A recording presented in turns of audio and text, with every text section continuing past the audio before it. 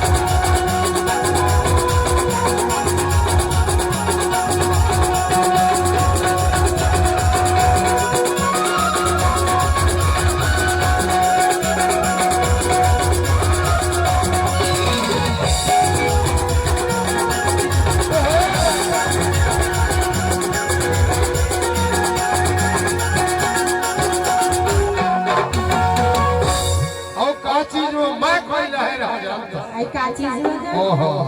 बता दो बताना तोर माया मामा दीवानी हो गए ना दीवाना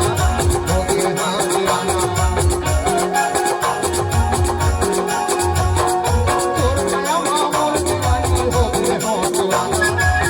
हो दीवाना